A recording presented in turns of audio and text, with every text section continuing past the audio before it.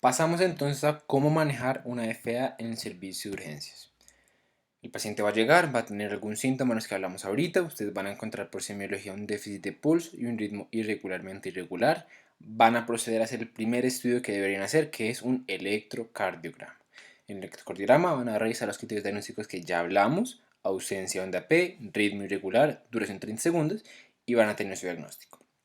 Una vez ustedes hacen esto, van a estar en una encrucijada. Entonces ustedes siempre van a querer recuperar el ritmo del paciente, ustedes van a querer volverlo a sinusal, pero al mismo tiempo van a tener un miedo en su cabeza, y el miedo es el siguiente: yo sé por fisiopatología que este paciente, al tener un ritmo caótico en las aurículas, tuvo estasis de la sangre, y al tener estasis de la sangre se puede formar un trombo.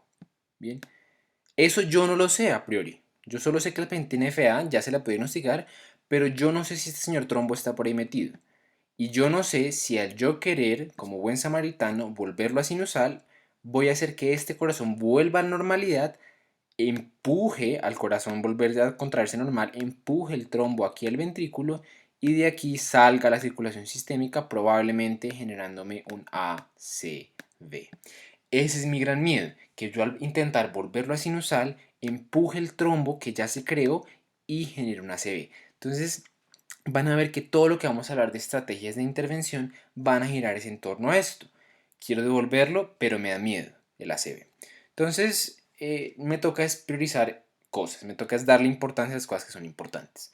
Lo primero, si el paciente tiene una FA lo suficientemente brava, lo suficientemente fuerte para que esté inestable hemodinámicamente, voy a priorizar más el riesgo de que se muera por el ritmo al riesgo de que le dé una ACV. Entonces, yo tengo un paciente con FA. Lo primero que tengo que ver siempre es: ¿está estable o está inestable? Si está inestable, que eso es entendido como signos de hipoperfusión o hipotensión arterial, es un paciente que ya con piel moteada, alteración del estado de conciencia, dolor torácico, disnea de hipotensión. Si ese paciente me llega así inestable, yo voy a priorizar el ritmo y lo voy a cardiovertir. Bien. Entonces ahí yo digo: sí, perfecto, él puede tener su trombo, pero me importa más lo que lo va a matar ya, que es el ritmo. Entonces lo voy a cardiovertir de manera eléctrica. ¿Listo? Hay dos grandes maneras de cardiovertir. Cardiovertir es volver al ritmo sinusal. Entonces una manera es eléctrica, que eso es eso es quemar al paciente, literalmente es poner electricidad para que el corazón se reinicie. Y pues nada, en pacientes inestables es la elección. Yo voy a cardiovertir con, pues la dosis de manera general depende si el dispositivo es bifásico o monofásico.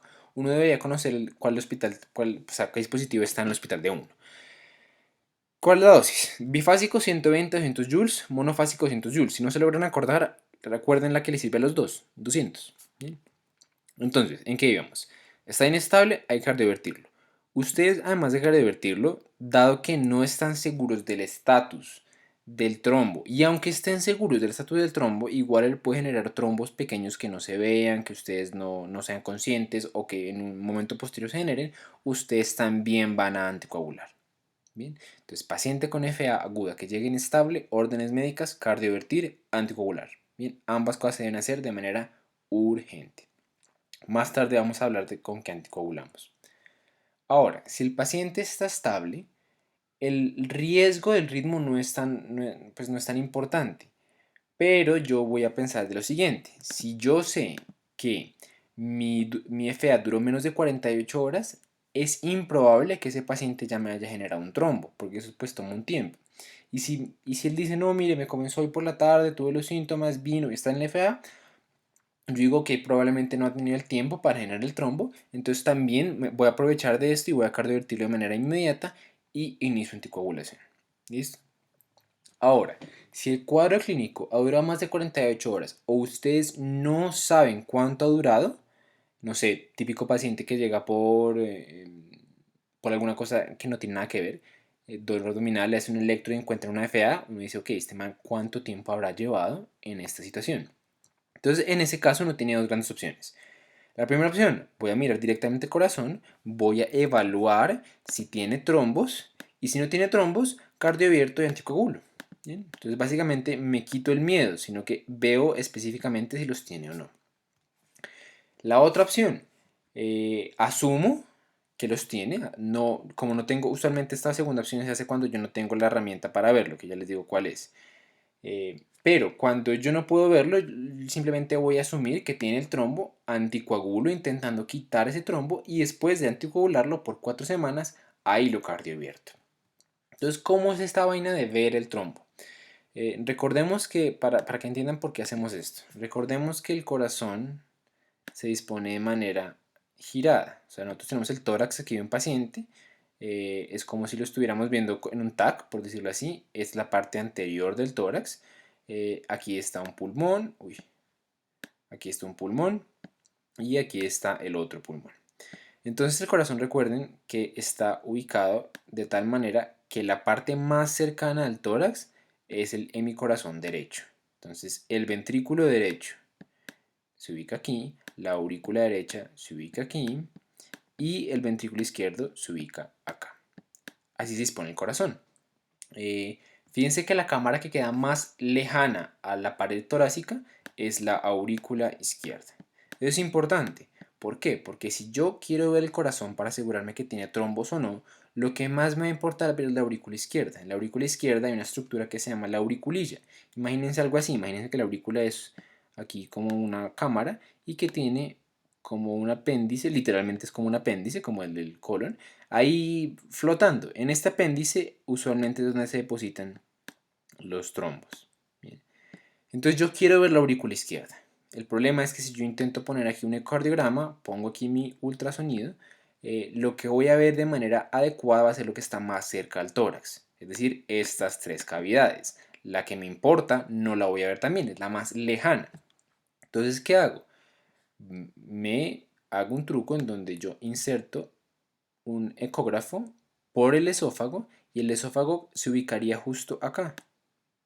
Entonces el esófago queda al ladito de la aurícula izquierda, por ahí meto mi ecógrafo y veo directamente la aurícula. O sea, cambio, por decirlo así, la perspectiva, hago que esto sea lo que más cerca me queda.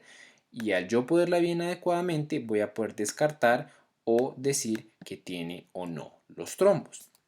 Si llega a tener el trombo, voy a anticoagularlo esperando a que se quite ese trombo por 4 semanas y luego repito el eco a ver si ya se quitó y si se quitó lo cardioverto. Pero si yo encontré en el eco que no había trombos, lo puedo cardiovertir de una vez. ¿Con qué lo voy a cardiovertir? Depende. Entonces, si el cuadro clínico dura menos de 7 días, no sé, típico paciente que dice, mira, hace 3 días tengo estos síntomas, vine por eso y le diagnosticamos la FA, a ese paciente yo lo puedo anticolar con pastillas, lo puedo anticolar de manera farmacológica, que es una manera un poquito más cómoda para los pacientes, pues quemar a un paciente de manera eléctrica pues es incómodo. ¿Qué es la cosa? Que cuando yo tengo una FA de duración mayor de 7 días, la cardioversión por fármacos es muy poco efectiva. La mayoría de la gente les doy el fármaco, inicialmente vuelven al ritmo y luego se devuelven a fibrilación auricular. Entonces, cuando yo tengo una FA de larga duración, de mayor de 7 días de evolución, probablemente sea más sensato pasar una vía eléctrica para que el paciente se vuelva a ritmo sinusal. Pero pues esto duele. Entonces, si dura menos de 7 días, tengo la opción farmacológica, más de 7 días eléctrica. Ahora, ¿con qué lo puedo cardiovertir de manera farmacológica? Están todos estos. Estos son los antiarrítmicos. Estos nosotros los clasificamos por una vaina que se llama la clasificación de Vaughan-Williams. Los dividen en 4 clases de acuerdo a cómo actúan. Entonces está en la clase 1, que son los que inhiben canales de sodio. Acuérdense que esos son los que permiten la entrada de sodio a la célula para que aumente su voltaje y se despolarice. Están los beta bloqueadores que regulan la parte autonómica del corazón.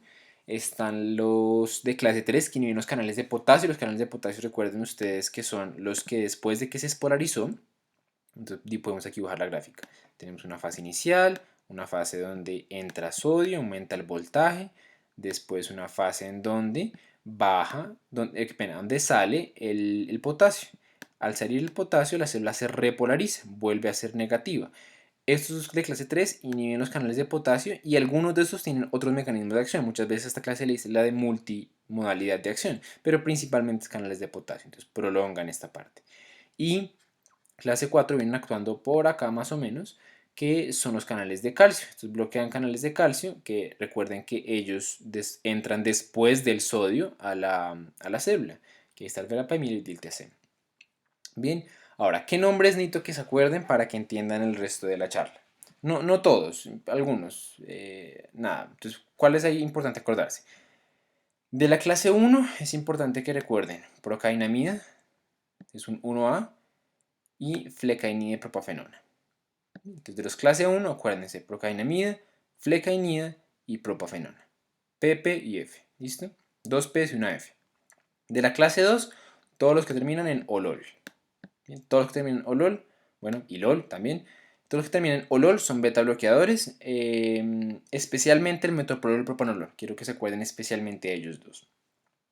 De los clase 3, todos son importantes, lastimosamente, hay que aprenderse todos.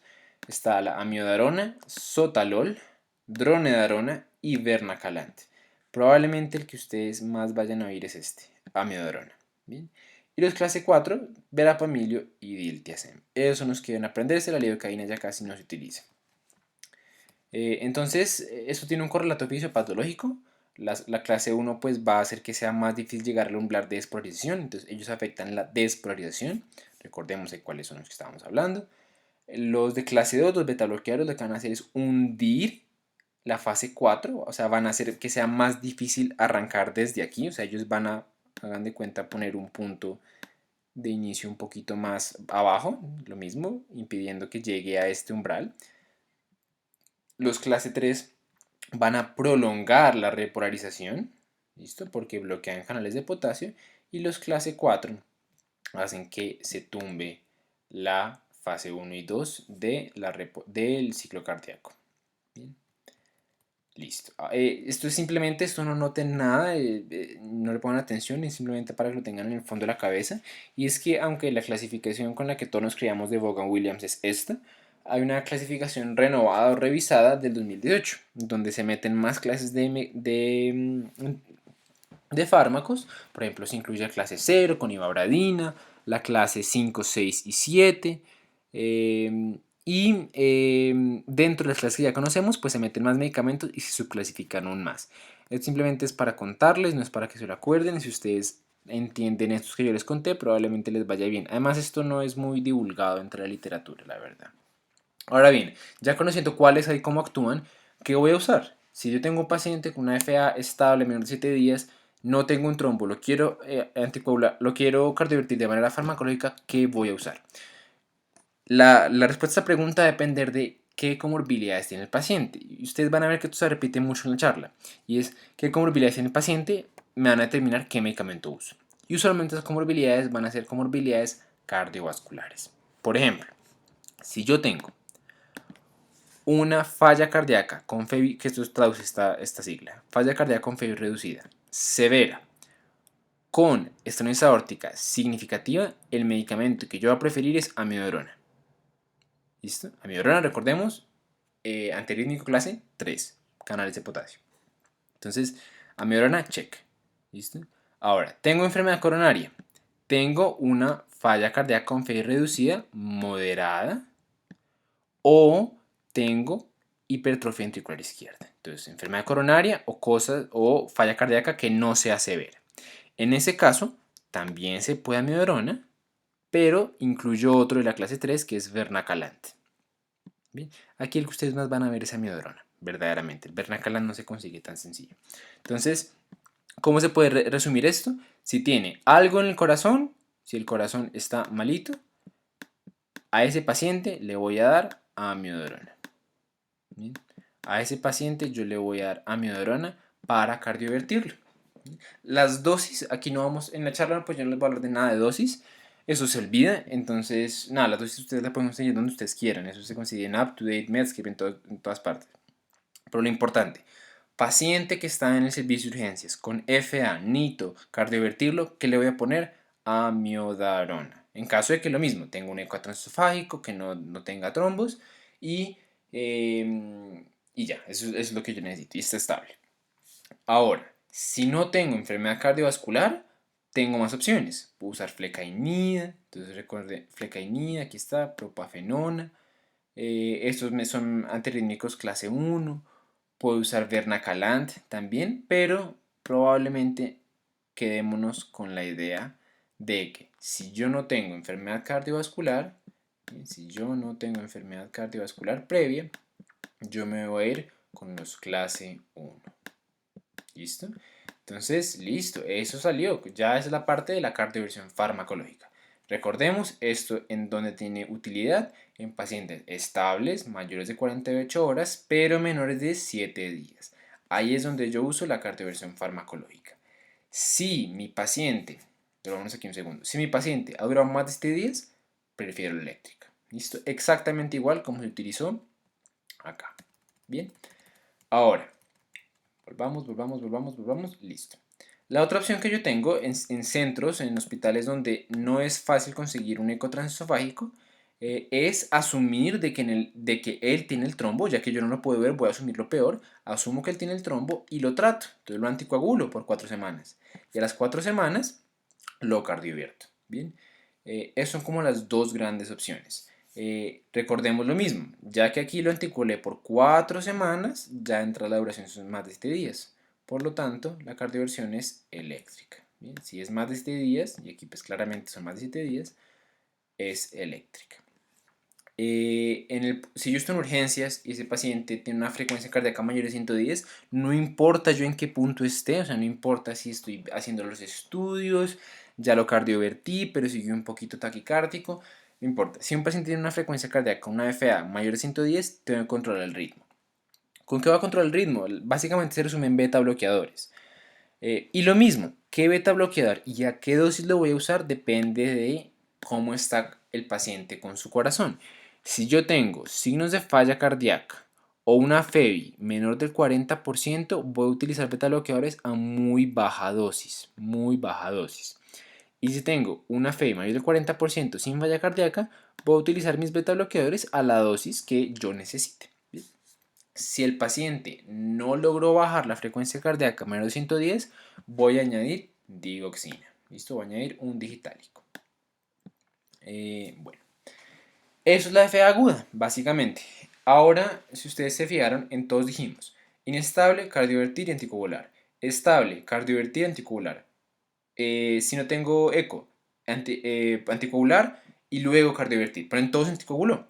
Ahora, ¿con qué anticoagular? Entonces, esto salió de la guía del 2018 de la Sociedad Europea. Y el resumen, se los digo una vez, es en casi todos los pacientes se van a dar anticoagulantes directos, en la gran mayoría de pacientes. Entonces observemos la gráfica. Quiero que en este momento olviden esta parte de aquí. Este es un paciente que ya venía diagnosticado y ya viene tratado. Entonces no, metámonos por este lado acá. Paciente que no está anticoagulada, que tiene una FA menor de 48 horas, que tengo que revertir de manera eléctrica. Aquí lo que la gráfica nos dice es que aunque no hay tanta evidencia, la evidencia es escasa, probablemente con las pocas cosas que sabemos, los directos sí se podrían llegar a usar. ¿Bien?